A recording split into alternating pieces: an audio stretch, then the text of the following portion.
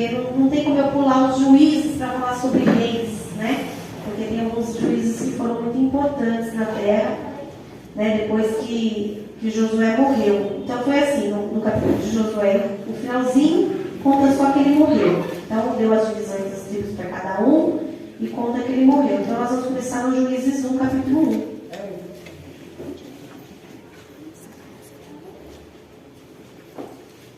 Josué 1.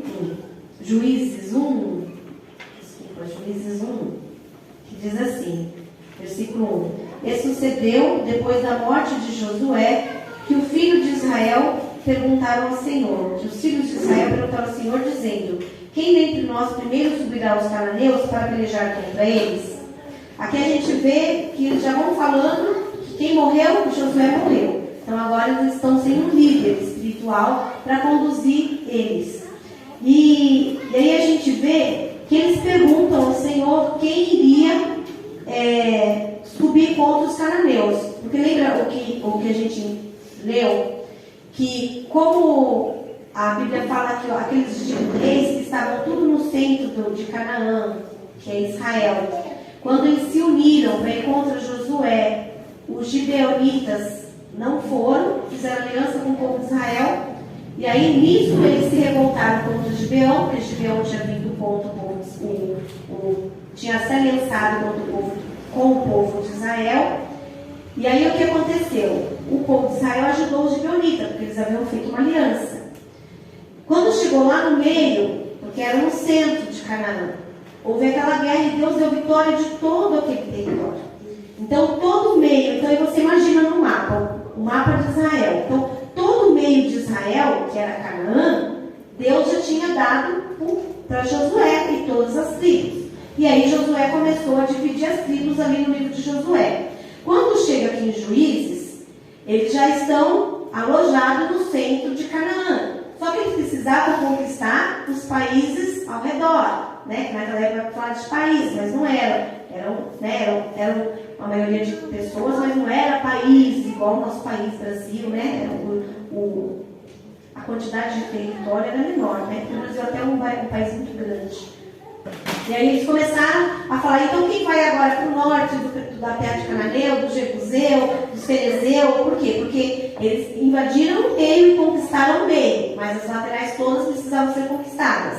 Então os filhos de Israel se ajuntam, Josué tinha morrido, e eles vão perguntar para Deus como que eles fariam para conquistar as outras partes dos cananeus, tá? Só para não ficar confuso, porque ele vai falar, mas eles já não herdaram toda a terra de Canaã, por que agora eles querem de novo? Guerrear contra quem? Mas na verdade é que o país era muito grande, não é o país de Israel hoje. Israel hoje é minúsculo em vista de todo o território que Deus havia dado para eles. Porque a Palestina invadiu, pegou o território do povo de Israel, e outros povos também foram ali alojados. E aí, infelizmente hoje, Israel é um pequeno pedaço de terra, não é muito grande, em relação àquilo que Deus havia dado para eles no passado. Então aqui eles falam que querem lutar novamente contra os cananeus, mas não é na parte central de Israel, é nas redondezas. Deu para entender bem, né? No 2, e disse o Senhor: Judá subirá, eis que lhe dei esta terra na sua mão. Então Deus vai lá e já dá a resposta. Fala assim, a terra dos cananeus aqui, essas que vocês estão orando e perguntando para mim, quem vai subir para conquistar esse pedaço de terra? São a tribo de Judá. Então Deus já deixa ali bem claro quem herdaria essa parte. No 3, então disse Judá a Simeão. Simeão era outra tribo. Seu irmão, sobe comigo a herdade que me caiu por sorte, e pelejemos contra os cananeus, e também eu contigo subirei a tua que te caiu por sorte. E Simeão partiu com ele. Ou seja, você imagina, Deus chega aqui e fala para nós, se fosse naquela época, né? Renata, vai ali que aquela terra ali é sua. Vai lá, guerreia por ela, porque eu vou te dar na tua mão. Aí eu chego para Jennifer e falo, Jennifer, me ajuda nessa batalha, porque quando eu ganhar lá, quando Deus falar qual é a sua herança, eu vou com você e você me ajuda também. Então, era essa união que Judá estava falando com Simeão, para Simeão ajudar ele. No 4, e subiu Judá, e o Senhor lhe deu na sua mão os cananeus, os ferezeus, e feriram deles em Bezeque a 10.000 homens. E acharam a Adoni-Bezeque em Bezeque, e pelejaram contra ele, e feriram aos cananeus e aos filisteus. Porém, Adoni-Bezeque fugiu, e o seguiram, e o prenderam, e lhe cortaram os dedos polegares das mãos e dos pés. Então, Adoni-Bezeque era o rei daquele lugar. Então, quando o rei de Judá ele alcançou esse homem que havia fugido, que era o rei, ele foi lá e cortou os polegares das mãos e dos pés. Então disse Adoni-Bezeque: 70 reis, com os dedos polegares das mãos e dos pés cortados, apanhavam as migalhas debaixo da minha mesa. Assim como eu fiz, assim Deus me pagou. E o trouxeram a Jerusalém e morreu ali. Ou seja, aquilo que ele havia praticado de ruim contra todos aqueles povos que ele havia conquistado, a mesma maldade que ele havia feito com aquelas pessoas, Deus permitiu que a tribo de Judá fizesse com esse rei Adoni. A Bíblia fala que ele cortou o polegar de 70 reis. Não era qualquer pessoa, eram reis, eram autoridades. E falou que esses reis ainda pegavam as migalhas que caíam do chão da sua mesa. Ou seja, ele realmente humilhava. Ele não teve só o prazer de conquistar a terra, mas de trazer humilhação para toda a população. Falou: não, aqui é o seu rei, aquele que você escolheu para que ele reinasse sobre a sua vida e te desse, digamos assim, refúgio, né, quando os outros reis viessem. Essa era a autoridade que vocês colocaram sobre a vida de vocês. Então você imagina uma pessoa sem o polegar querendo pegar as migalhas que saem caem do chão, né? E estava vendo um estudo que fala assim que no passado eles faziam muito isso. Os reis, quando conquistavam, e quando os reis eram ruins de coração, que não matavam a população, que deixavam viver, eles sempre faziam atrocidades.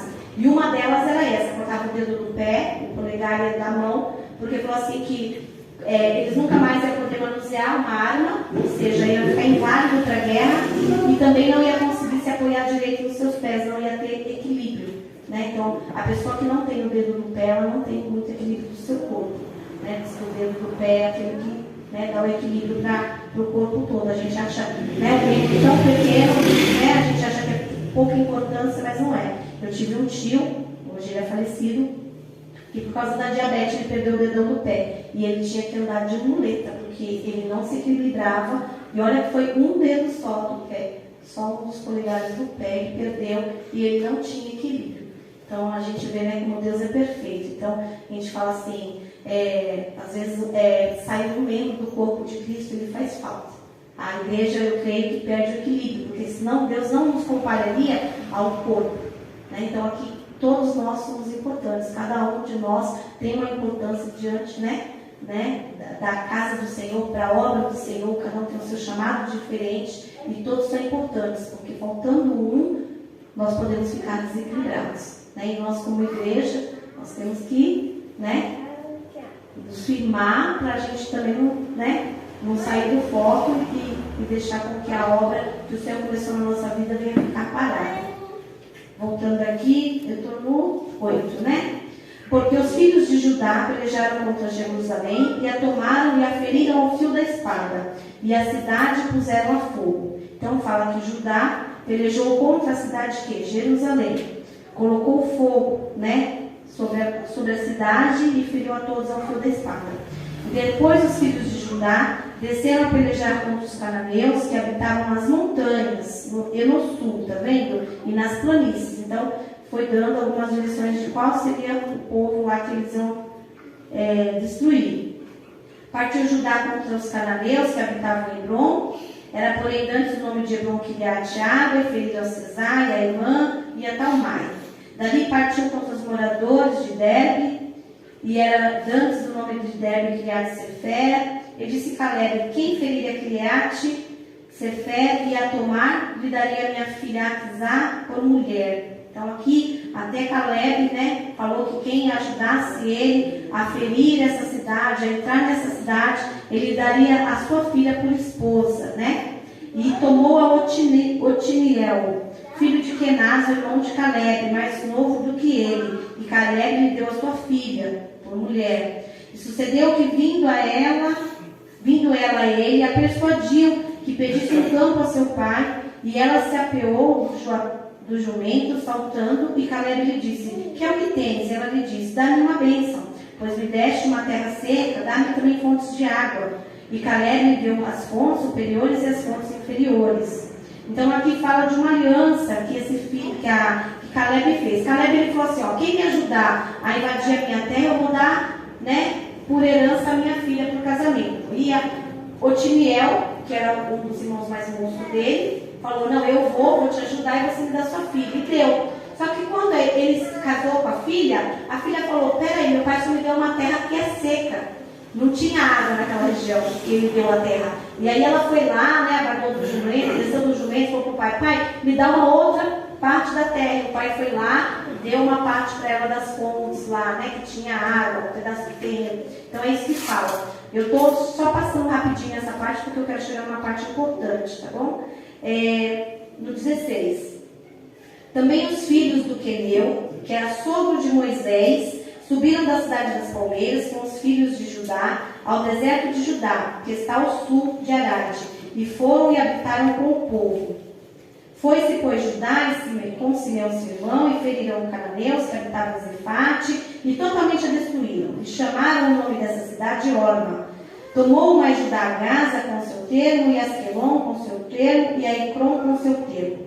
E foi o Senhor com Judá, e despovoou as montanhas, porém não expeliu os moradores do vale, porquanto tinham carros de ferro. Então aqui eu quero fazer uma entrelinha aqui. A Bíblia fala que o Senhor ele foi com Judá, e Deus ajudou a Judá a despovoar todos os povos da montanha. Mas a Bíblia fala aqui, porém, ele não expeliu os moradores do vale. Da montanha sim, mas do vale não, porque ele tinha carros de ferro. A partir daqui, Judá já começa a errar diante de Deus. Porque se Deus ele deu por herança aquela terra, Judá ele não tinha que ter recuado ou temido, porque os moradores daquela terra tinham carros fortes. Então aqui a gente já começa a ver o povo já não confiando mais totalmente em Deus e crendo que a força daqueles carros os destruiria na guerra. Porque a partir do momento, igreja, que a gente não confia totalmente em Deus, a gente está dando crédito para o diabo. Se eu creio que se eu pisar numa macumba ali, algo vai acontecer na minha vida, eu creio que Deus não é todo poderoso para me livrar de qualquer coisa. Então, foi isso que estava acontecendo aqui com Judá. Ou seja, no começo foi tudo, né? Você viu quantas cidades invadiu, foi invadindo, Deus foi dando. Quando chegou no vale, o povo estava com um carro forte. Ah, peraí, não vou descer lá, não vou expelir esses moradores, porque eles têm carro forte. Esquecendo de quem era o Deus de Israel. E aí, diz assim, ó. E deram Hebron a Caleb, com Moisés, e disseram, e dali expeliu os 3 filhos de Anak. Mas aí fala que Caleb expeliu, Judá não.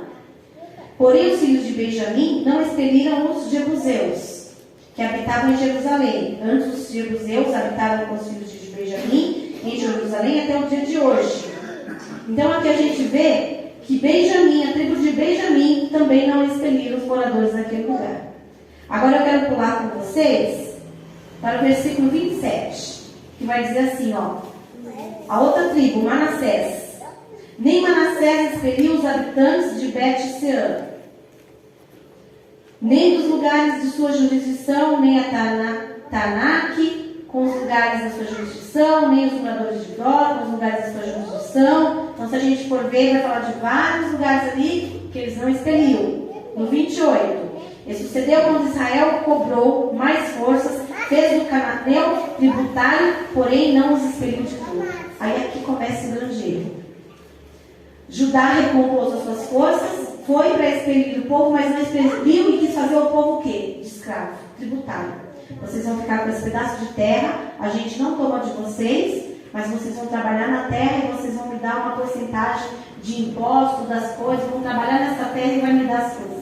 Foi isso que ele fez com o povo daquela cidade, não só ele, ó. Se a gente ver aqui, ó, 29. Então, povo expeliu Efraim, os cananeus que habitavam em Gezer. Antes os cananeus habitavam no meio dele em Gezer. Então, povo expeliu Zebulon, os moradores de Quitron. nem aos moradores de Nalol, porém os cananeus habitavam no meio dele e foram tributários também. Tampouco Azer expeliu os moradores de Aco, nem os moradores de Sidom, nem Alabe. No 32, porém os Aseritas, que é a tribo de Azer, habitaram no meio dos cananeus que habitavam na terra, porquanto não os expeliram. Tampouco Naftali expeliu os moradores de Bet-Seme, nem os moradores de Bet-Anat, mas habitou no meio dos cananeus que habitavam na terra, porém eles foram tributários. No 35, também os amorreus quiseram habitar nas montanhas de Éden, em Ajailon e em Saralabim, porém prevaleceu a mão da casa de José e ficaram tributários. Então aqui a gente vê que o povo de Israel se corrompeu, porque Deus falou, espere ele diante de vocês, mas eles resolveram fazer aliança com aquele povo que estava ali. E ali começa, é o princípio da queda do povo de Israel, porque desobedeceu a ordem de Deus. Enquanto Josué estava vivo, a gente viu que por várias vezes Deus falou para Josué, vocês vão invadir a cidade de Ai, mas vocês não vão pegar nenhum despojo. Mas a outra cidade que eu der nas suas mãos, vocês vão poder pegar despojo. E quando eles obedeciam, Deus trazia bênção sobre a vida deles. Quando eles não obedeciam, Deus trazia ira sobre a vida deles. E aqui foi a mesma coisa. Josué morreu, o líder morreu, e aí o que acontece? Eles rapidinho esquecem daquilo que Deus havia ordenado. Deus havia falado para eles, olha, vocês não fazem aliança com os povos. Nós não queremos os povos ali. Por quê? Porque os povos cultuavam outros deuses. Deus já tinha determinado, desde a época de Abraão, que a ira dele cairia sobre aqueles povos, porque aqueles povos se viraram contra Deus. Eles fizeram imagens de escultura, fizeram estátuas, fizeram tudo aquilo que desagradava a Deus e começaram a seguir. E Deus mandava pessoas para falar com aquele povo, e aquele povo não se voltou para Deus. Eles sacrificavam seus próprios filhos nas estátuas que existiam naquela época. Então, os seus filhos eram sacrificados ali. Então, Deus ele não tinha mais, não teve mais compaixão desse povo, porque esse povo não queria mais saber de Deus. Então, Deus deixou eles serem levados pela própria sorte. É igual eu e você. Hoje nós estamos aqui querendo ser conduzidos por Deus, mas a partir do momento que nós virarmos as costas para Deus e falarmos que Deus não existe, ou que Deus não nos ajuda, ou qualquer coisa e sair dessas portas e querer andar conforme o nosso coração, a gente vai andar e Deus vai permitir. E Deus vai permitir que coisas ruins aconteçam na nossa vida. Porque a gente nunca viu uma pessoa que foi firme na casa do Senhor e que se desviou. A gente não vê essas pessoas se dando bem lá fora. A gente sabe muito bem que o inimigo, ele até oferece as coisas desse mundo, os prazeres desse mundo, mas com a mesma mão que ele dá, ele toma. A pessoa ela não tem paz, ela não tem alegria. O que adianta as pessoas terem dinheiro lá fora, viver como o mundo quer, não como Deus quer, e não ter paz e alegria? Então nós estamos aqui porque nós cremos em Deus, porque nós queremos andar segundo a tua vontade. Mas nós temos que entender que Deus, Ele gosta que nós venhamos a obedecer Ele nos mínimos detalhes.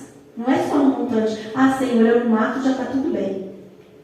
Você não mata, mas você mente, você ignora o seu irmão, você trata mal o seu irmão, você desobedece um monte de mandamento, mas aquilo que é grave, eu não mato. Mas não adianta. Com Deus não é assim. Deus não vai te exigir muito de você matar alguém, porque Deus sabe que você não vai matar. Mas e as pequenas coisas, os detalhes que Deus quer da tua vida, que você não consegue abrir mão para servir a Deus? E aqui, eu quero começar agora o capítulo 2 para vocês entenderem tudo aquilo dos tributários que eu falei no capítulo 1. Diz assim no 2, o título diz assim: o anjo do Senhor repreende os israelitas. Subiu o anjo do Senhor de Gilgal a Boquim e disse: do Egito você subir e vos trouxe a terra que vosso pai tinha jurado. E disse: nunca invalidarei o meu concerto convosco. E quanto a vós, não fareis concerto com os moradores dessa terra. Antes derrubarei os seus altares, mas vós não obedeceste a minha voz, porque fizeste isso. Agora você imagina um anjo ali na frente do povo, dizendo para ele: olha, eu tirei vocês lá do Egito. Falei para vocês que daria essa terra que vocês estão habitando agora. E a única coisa que eu pedi para vocês, não faça aliança, concerto, com esse povo que habita nessa terra. E aí o que eles fizeram? Aliança com o povo que habita na terra. Será que nós também não estamos assim? Às vezes Deus tem pedido algo para nós, e a mesma coisa, nós estamos errando na mesma coisa. Porque não temos abrido realmente o nosso coração para renunciar à nossa vontade de fazer aquilo que Deus tem pedido. Então isso é uma noite de reflexão.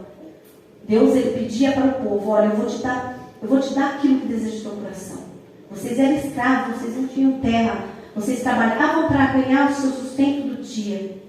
Agora eu vou tirar vocês desse lugar de tormento, dessa escravidão. Eu vou te levar para um lugar diferente. E eu vou te dar, forças para você guerrear contra o povo daquela cidade. E aquela cidade que emana leite e mel, que o cacho de uva 2 pessoas precisam carregar, eu vou dar para vocês. Porque vocês são meu escolhido. Então Deus, ele tira daquele que não serve para dar para aquele que serve. Mas aquele que serve tem que ser o quê? Obediente. E aqui a gente vê o anjo frustrado com o povo, falando: nossa, a gente fez tanto, vocês andaram 40 anos no deserto, a sandália do pé não se desgastou, a roupa não se desgastou, e agora que a gente coloca vocês na terra, que o Senhor jurou que ia te dar, fez um conserto, e Deus não invalidou esse conserto, Deus te deu nas tuas mãos, e agora vocês recuam. Mas faz pela metade, porque eles tiraram metade do povo. Aí o povo que eles acharam mais forte, fizeram de escravo, tributaram. Você não sai dessa terra aí não, mas tudo que você produzir, 90% é meu. E o povo gostou, porque eles iam morrer. Eles sabiam que a vitória era do povo de Deus. Só que o povo de Deus não creu que a vitória era deles. Eles mesmos duvidaram daquilo que Deus tinha falado no coração. O povo que estava lá sabia que Deus era com eles, que eles iam perder a guerra. E eles, lógico que eles aceitaram pagar impostos, pagar tributo para o povo de Israel, porque eles sabiam que eles estavam errados.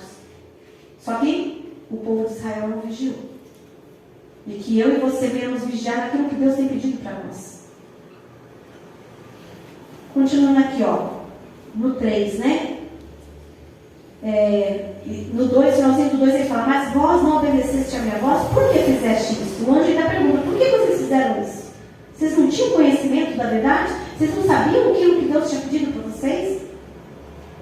E aí no 3: pelo que também eu disse: não os expelirei de diante de vós, antes estarão as vossas costas, e os seus deuses vos serão por laço. Aí o anjo já fala assim: se você não expeliu, se você não deu o primeiro passo para ir lá e guerrear, e eu dar vitória para vocês, hoje eu, Deus falando, hoje eu, Deus, não vou tirar esses povos do meio de vocês. Porque o que era para vocês fazer, vocês não fizeram. Deus é Deus. Quantas vezes os nossos irmãos saíram para pelejar, e a Bíblia fala que Saraiva caiu do céu, e eles matando o inimigo, aí daqui a pouco eles se viravam, o povo inimigo já estava tudo morto, porque Deus ia lá, derrubava a pedra em cima do inimigo e não em cima do povo de Israel. E aí Deus ainda deixa registrado, mais foi o que eu matei do que o que vocês matou na guerra. Pode contar aí, É como se Deus estivesse falando assim: mas foi o que eu, por quê? Porque vocês deram o primeiro passo. Vocês tiveram coragem e creram que eu ia dar vitória. Não que vocês tinham força para isso, mas vocês sabiam que eu estava na frente da sua guerra. Mas agora eu não vou tirar esse povo daí. E eles vão ser um laço para vocês. Porque eu avisei, eu orientei e eu dei oportunidade e vocês não quiseram. Aí a Bíblia diz aqui, e sucedeu no 4, que falando o anjo do Senhor essas palavras a todos os filhos de Israel, o povo levantou a sua voz e chorou. Igreja, tem momentos que não é para você chorar. O que ia adiantar o choro deles? Não, eles tinham que ter tomado uma decisão ali. Senhor, pelo amor de Deus, faça isso conosco. Nós vamos lá e vamos cumprir agora o resto da tua palavra. Para que eles, se o Senhor está nos mostrando que no futuro esse povo vai ser por laço para nós, então a gente vai fazer aquilo que o Senhor ordenou. Tem horas na nossa vida que só lágrimas não adianta. Não adianta a gente ficar chorando pelos cantos, falar: Senhor, não acontece isso, Senhor, não acontece aquilo, se nós mesmos temos que dar o passo e nós não fazemos. Se nós mesmos temos que tomar uma decisão na nossa vida. Deus, não abre porta de emprego para mim, não abre porta de... Mas está sentado no sofá, 8 horas da manhã, ninguém sai, ninguém compra um jornal, ninguém vai procurar emprego. Você está entendendo? Aí coloca a culpa: Deus, eu não consigo. Não é que você não consegue, é que você não se dispôs a fazer. E muitas vezes a gente se dispõe 1, 2, 3, 4 vezes e não acontece. Porque é o Senhor que vai determinar o tempo. Mas aí, chega na quinta vez, não. Essa segunda não sai mais. Não vou mais, eu estou gastando dinheiro de condução, não quero, as portas tudo fechadas. Mas não perseverou. Ó, o Naamã lá, o chefe do exército do rei da Síria, ele chegou lá na casa de Eliseu, achou que Eliseu ia colocar a mão nele, porque ele tinha lepra, ia ser curado. Eliseu nem aparece, manda o servo dele lá atender o homem no portão, fala, ó, vai lá 7 vezes no Rio Jordão e se banha. Se ele tivesse parado na segunda vez, na terceira, na quarta, na quinta, era 7, Deus pediu 7 vezes. Né? Quantas vezes será que nós vamos ter que bater numa porta de emprego ou ir atrás daquilo que o Senhor tem colocado no nosso coração e não tem acontecido? Porque muitas vezes o Senhor quer testar nossa perseverança. E aqui a gente vê bem claro que o povo de Israel só chorou. Então a gente entende o quê? Que choro não move o coração de Deus. O povo chorou, o anjo foi lá, destruiu o povo que eles tinham deixado para trás? Não. E eles também tomaram a posição de ir lá e destruir o povo que tinha deixado para trás? Não. Então, a partir do momento que você não faz, Deus não faz. Continuando aqui, igreja. 5. Pelo que chamaram aquele lugar Boquim e sacrificaram ali ao Senhor. Não adiantou sacrificar ao Senhor, não adiantou fazer culto ao Senhor, sabe? Senhor, eu recebi uma bênção. Vou fazer um culto de ação de graça na minha casa. Adianta? Se você não está todo dia na igreja? Se você não está fazendo a obra, aquilo que o Senhor tem colocado no teu coração?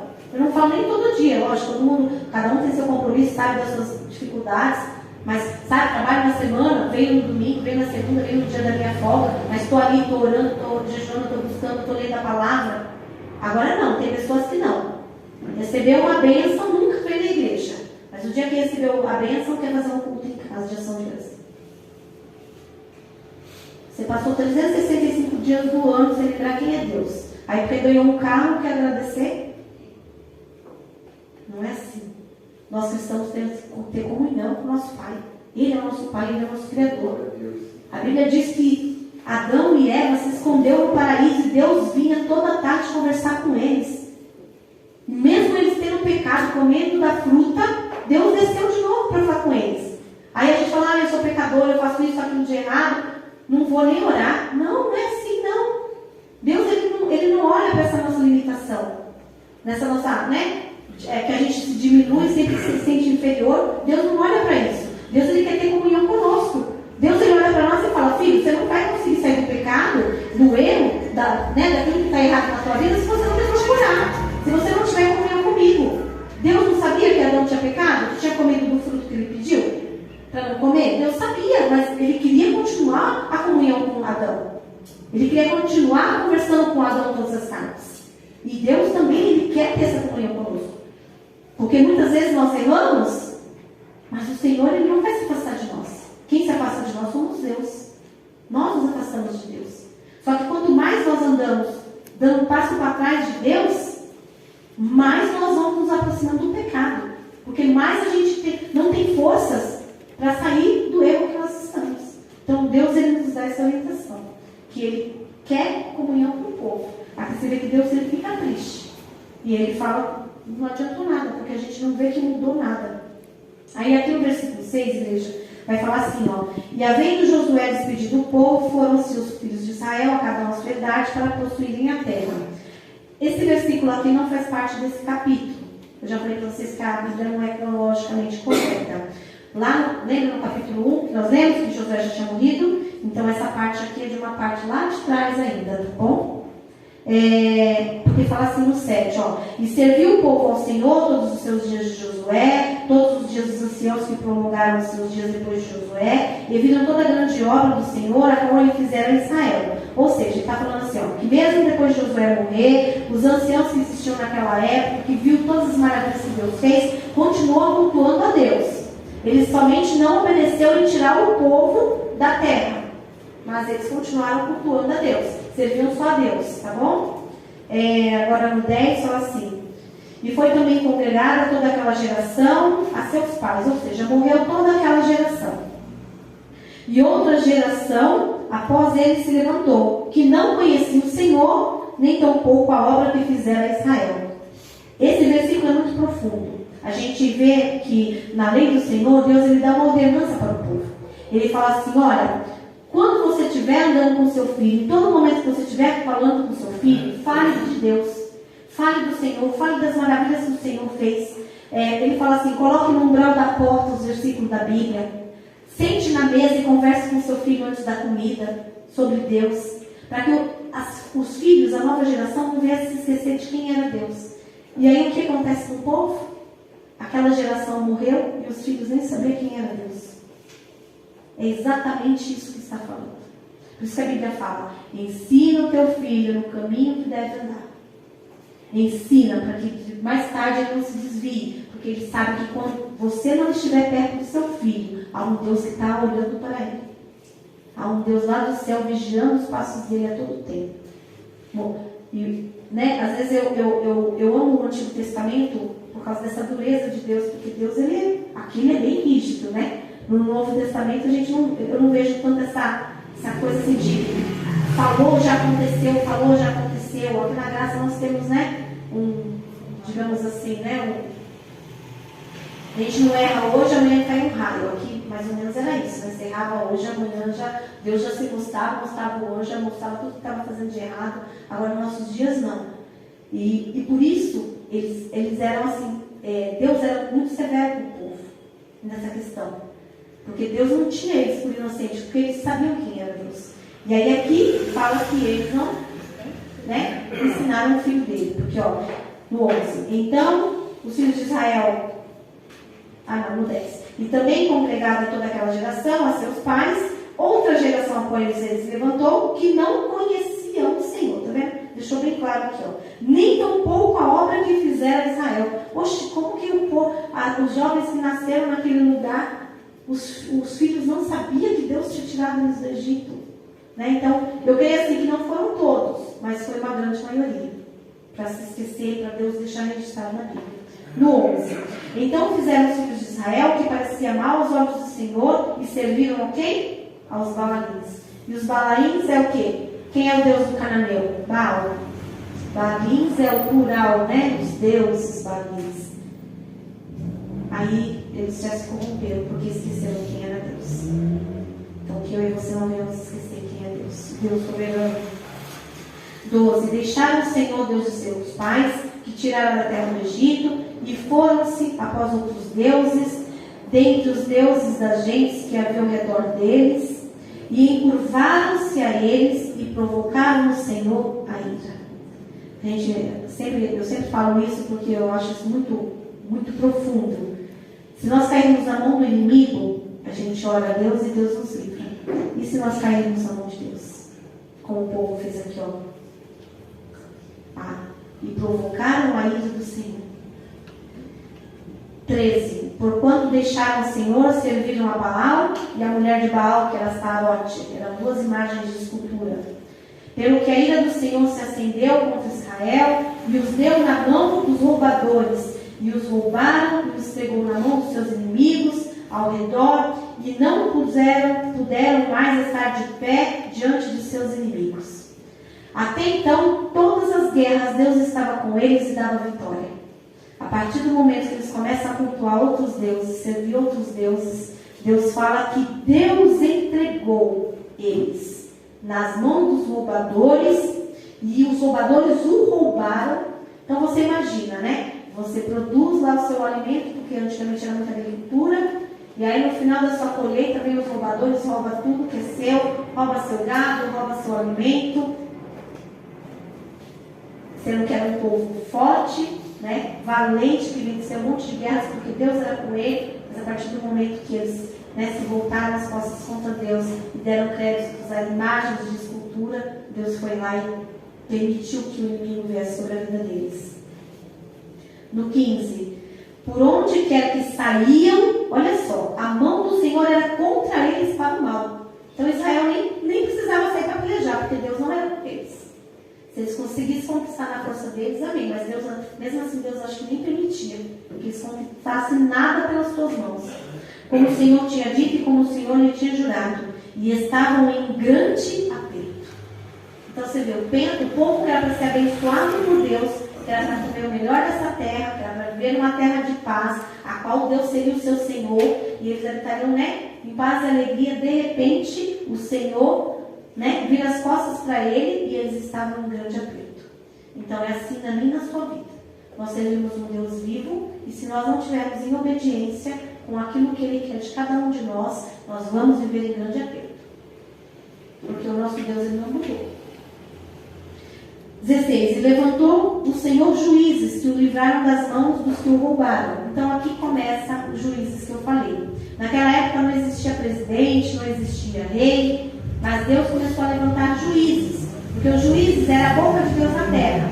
Deus levantava um homem, falava no ouvido dele tudo que Deus queria que o povo fizesse, e esse juiz, ele falava para a nação de Israel: ó, se vocês não se consertarem nisso, não voltarem-se para Deus e abandonar a idolatria, Deus não vai permitir que vocês vençam mais nenhuma guerra, e vocês vão continuar em aperto.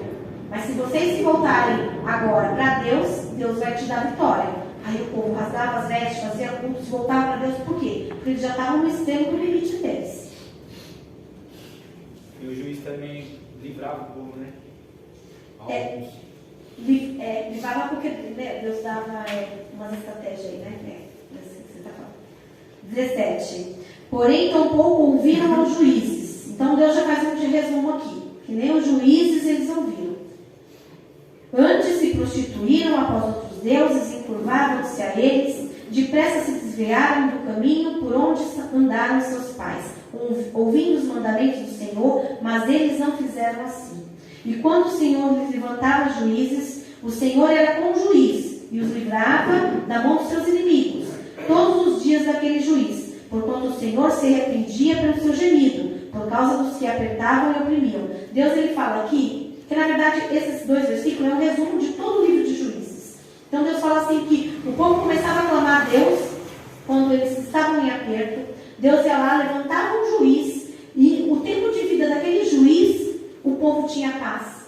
Os inimigos não vinham contra ele. Deus dava vitória para aquele povo. Só que aí morria o juiz, o povo já se esquecia quem era Deus. Ou seja, passava 30, 20, 40 anos, o juiz vivo. Quando o juiz morria, eles esqueciam de quem era Deus, começavam tudo a idolatria de novo, e Deus ia lá, lançava eles na mão do inimigo de novo. Aí eles iam lá, quando estavam em grande aperto, né? Porque até no começo eu creio que eles iam em batalha, tentavam guerrear, viam que perdia a guerra. Imagina, quanta gente morrendo por causa disso. Quando voltava, aí se voltava para Deus, mas quando estava muito aperto. Aí se voltava, aí Deus levantava outro juiz para julgar a terra. Mais para frente a gente vai ver, não vai dar tempo hoje. Mas teve povos que ficou dominando o povo de Israel durante 8 anos, 18 anos, 20 anos. Então, não é coisa assim que se fala assim, minha prova vai passar amanhã. Deus permitia o povo por 18 anos afligir pelo inimigo. E você imagina, você acha que desde os primeiros impactos o povo já começou a orar? Sim, mas Deus só ouviu por quê? Quando Deus estava aqui no gemido, quando realmente estava de todo o coração. Enquanto não estava de todo o coração, Deus não ouviu uma palavra para livrar eles. Porque Deus, ele conhece a intenção do nosso coração. Por isso que a gente tem que vir para o Senhor pelo que Ele é, não pelo que Ele faz. O que Ele faz mesmo. Né? Todos nós sabemos que Deus, Ele faz. Ele pode todas as coisas. Agora, a gente tem que entender quem Ele é. Ele é o Senhor das nossas vidas. Ele é o nosso Pai, ao qual nós temos que obedecer. Nós temos que andar em santidade. O que é santidade? O que é ser santo? É ser separado do mundo. Se o mundo faz coisas que desagradam a Deus, eu não tenho que compactuar com as coisas que desagradam a Deus. Eu tenho que servir a Deus. Por quê? Porque o que me vale 80 anos nessa terra, nesse mundo de aflição e luta, e perder a eternidade, o céu, ruas de ouro? Jesus falou que foi preparar lugar para nós. E o nosso Deus, ele não mente. E ele não se arrepende das promessas dele. Tudo aquilo que ele falou, que isso aqui é a palavra dele, vai se cumprir. Queira eu ou você ou não, vai se cumprir. O céu está reservado para aqueles que forem fiéis nessa terra.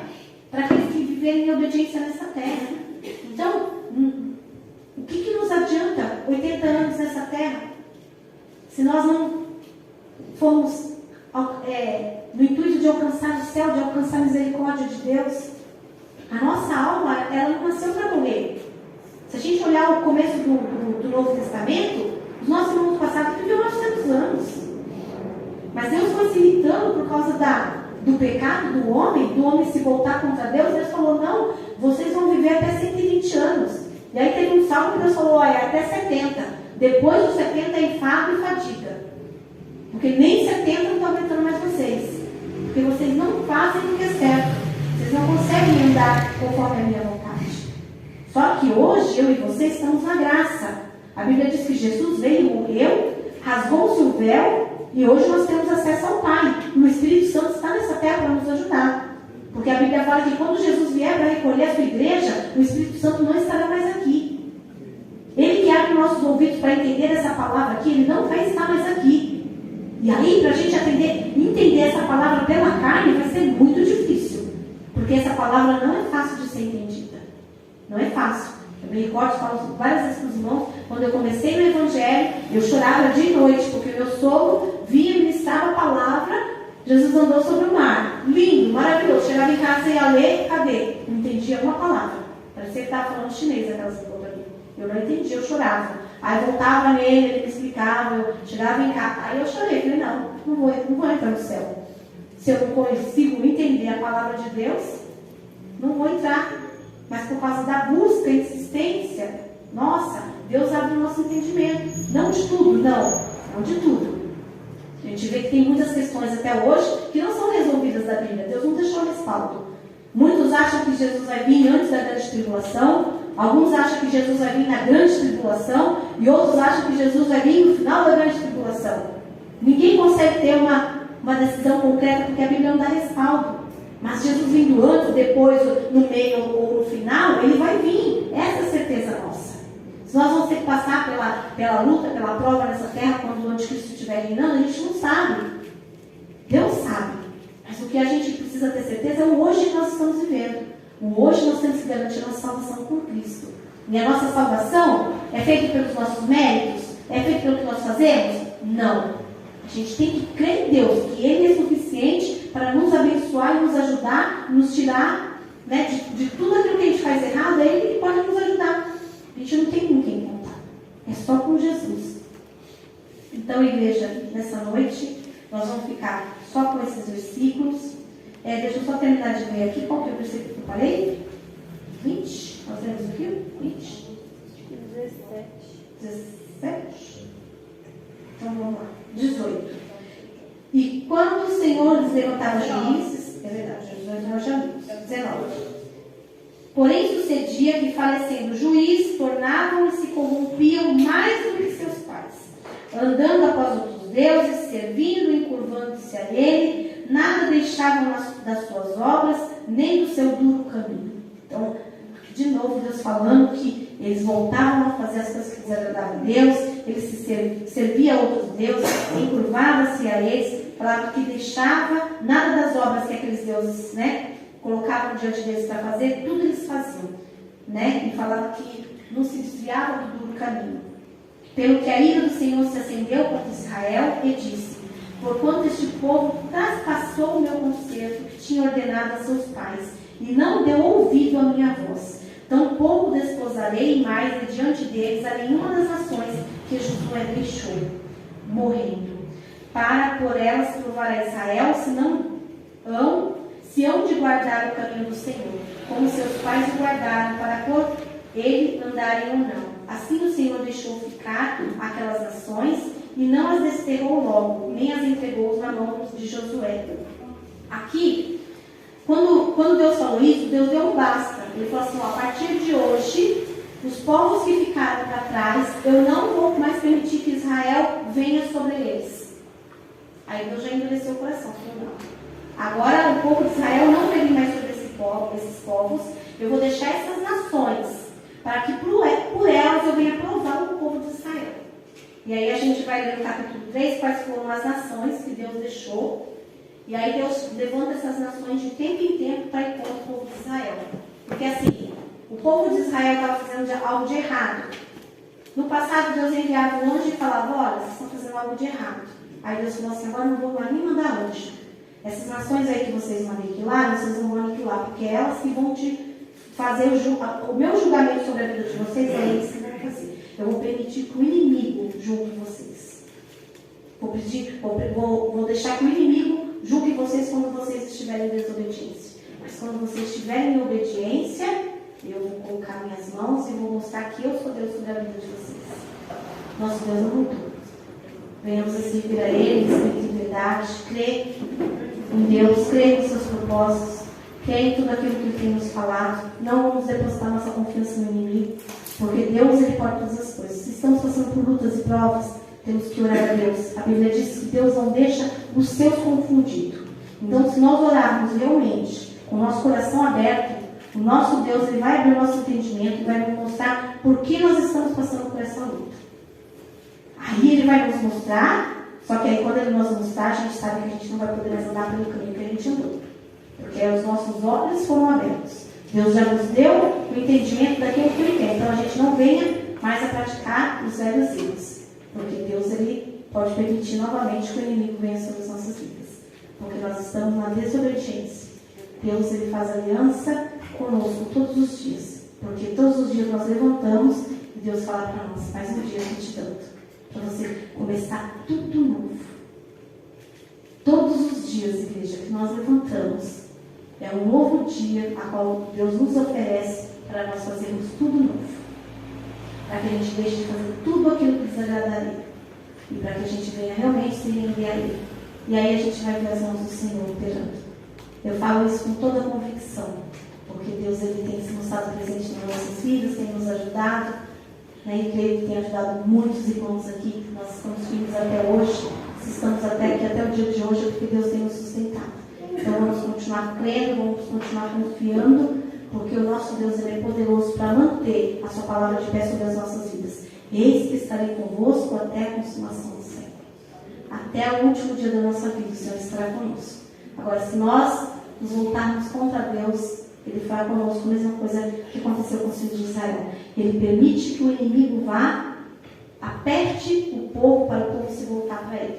Então, cuidado. Muitas vezes, tem provas que o Senhor não coloca para nós sermos aprovados, para passarmos por um estágio mais alto com o Senhor, mas tem provas que Deus nos permite porque nós estamos na desobediência. Que a gente venha discernir. Senhor, o Senhor está me provando para me testar, para me levar para outro patamar, ou o Senhor está me provando porque eu estou na desobediência. E o Senhor, Ele é fiel e Ele vai falar conosco, em nome de Jesus.